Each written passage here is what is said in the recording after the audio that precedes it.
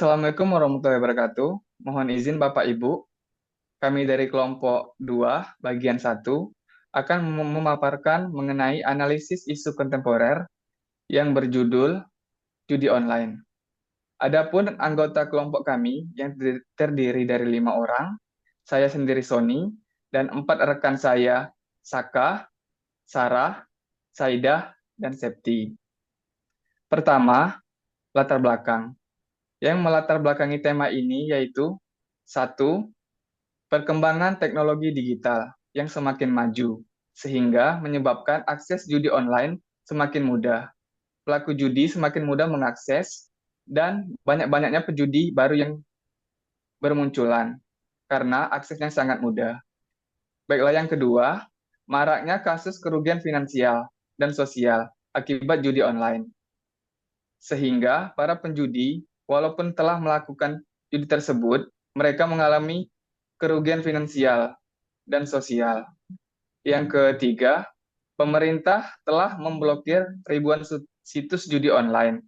Namun, selalu saja muncul situs judi baru, sehingga penjudi tidak bisa di-stop atau dibatasi dalam pelakuan judi tersebut dengan situs judi yang selalu bermunculan. Yang terakhir, yang keempat, yaitu judi online bernilai triliunan rupiah, melibatkan jaringan ilegal. Dengan nilai tersebut yang tinggi, para penjudi semakin tertarik melakukan judi online tersebut. Mungkin itu saja. Selanjutnya saya serahkan kepada Saudari Septi, dipersilakan. Baiklah, selanjutnya saya akan menjelaskan terkait rumusan masalah dan analisis studi kasus. Dampak-dampak yang terjadi akibat judi online meliputi dampak sosial, dampak ekonomi, dampak hukum, dampak politik, dan pemerintahan.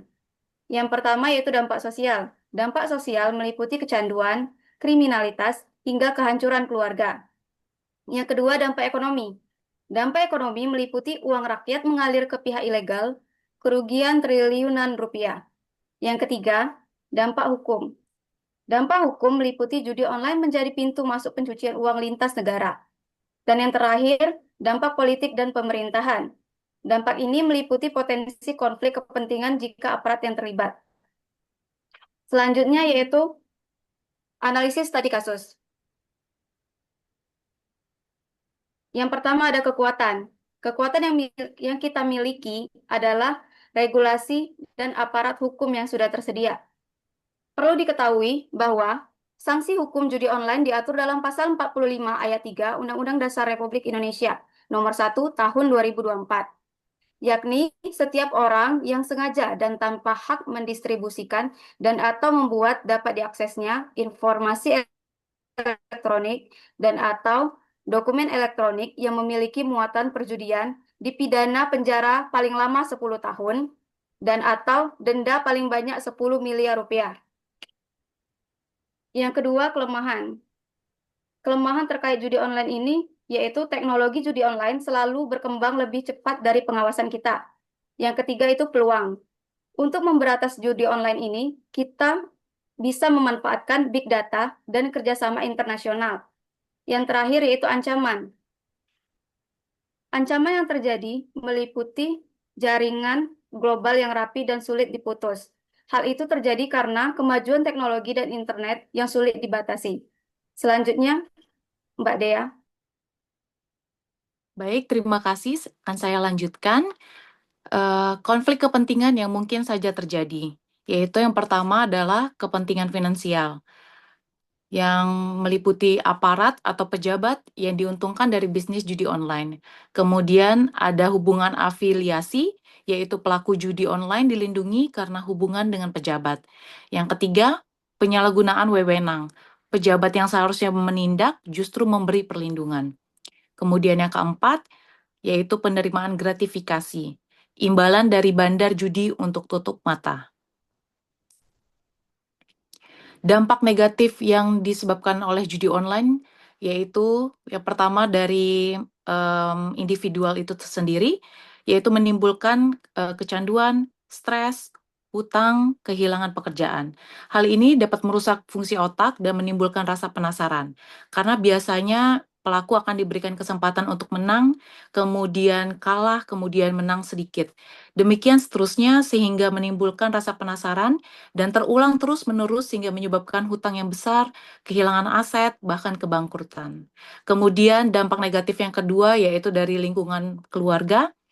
Karena masalah finansial yang parah, seperti yang saya sampaikan sebelumnya, seperti hutang besar, kehilangan aset, dan kebangkrutan, hal itu juga menimbulkan pertengkaran dan hilangnya kepercayaan di dalam anggota keluarga tersebut, sehingga memicu terjadinya perceraian, kekerasan dalam rumah tangga. Kemudian semakin membesar lagi dampak negatifnya, yaitu dari lingkungan masyarakat. Karena kecanduan judi online tersebut dan tekanan hutang di mana-mana sehingga mendorong orang tersebut untuk melakukan tindak pidana seperti kriminalitas yang meningkat. Bisa saja dalam bentuk pencurian, penipuan, dan lain sebagainya. Dan yang keempat adalah dampak negatif dari segi negara. Judi online ini benar-benar menyebabkan efek domino sehingga negara pun terkena dampak. Kenapa? Hal ini dikarenakan judi online seringkali menggunakan mata uang asing atau dilakukan melalui platform luar negeri. Hal ini menyebabkan kebocoran devisa negara. Kemudian dapat menurunkan konsumsi dan daya beli karena hutang di mana-mana sehingga mereka tidak sanggup lagi untuk membeli hal yang bahkan bukan yang konsumtif, yang utama saja mereka akan sulit. Sehingga ini dapat melebahkan ekonomi produktif. Selanjutnya akan dijelaskan oleh rekan saya, Saidah. Baiklah, saya akan menyampaikan tentang strategi penanggulangan dan solusi.